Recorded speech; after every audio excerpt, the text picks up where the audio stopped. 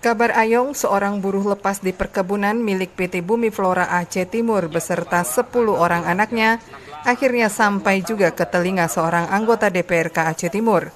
Tak berselang lama, sang anggota dewan bersama Dinas Sosial dan pemerintah kecamatan setempat mendatangi kediaman Ayong di areal perkebunan.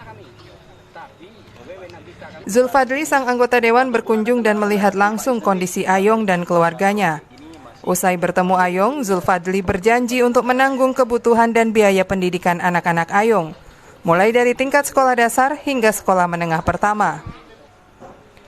Ayong sendiri mengaku selama ini ia tak mampu menyekolahkan anak-anaknya karena keterbatasan ekonomi.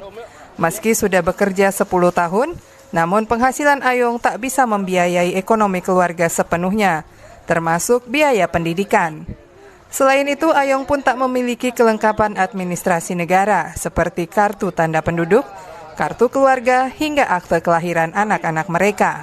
Ya, alhamdulillah kali bisa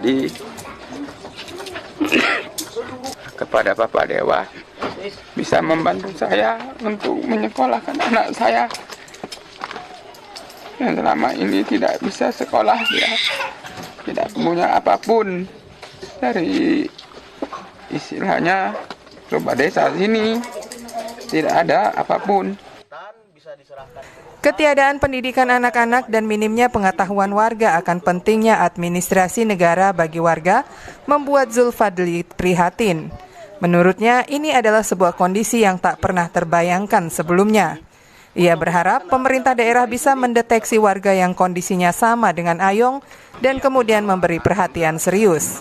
Saya berharap kalau ada nanti warga-warga yang lain yang memang merasa kesulitan, ada hal-hal yang merasa kesulitan, tolong diberitahu kepada dinas-dinas yang terkait, dinas sosial ataupun dinas-dinas yang lain, supaya jangan ada lagi warga kita di Aceh Timur ini yang putus sekolah. Kepala Bidang Rehabilitasi Sosial Dinas Sosial Kabupaten Aceh Timur, Iskandar, memberi apresiasi kepada anggota legislatif yang berinisiatif membantu warga tak mampu di wilayah Aceh Timur. Ia juga berjanji akan mendata lebih detail anak-anak yang belum mendapat pendidikan di Kabupaten Aceh Timur. Ternyata masih ada di Aceh Timur permasalahan yang semacam ini, memang masih ada ya. Ya, semoga ke depan hal-hal yang semacam ini bisa terselesaikan. Sebelumnya diberitakan bahwa Ayong adalah seorang buruh lepas di perkebunan sawit milik PT Bumi Flora, berlokasi di Desa Jambu Rehat, Kecamatan Banda Alam, Kabupaten Aceh Timur. Dengan pendapatan yang sangat minim, Ayong tak mampu mencukupi kebutuhan rumah tangganya, termasuk menyekolahkan anak-anaknya. Ayong tinggal bersama istri dan 10 orang anak mereka. Dari Aceh Timur, Maimunzir melaporkan.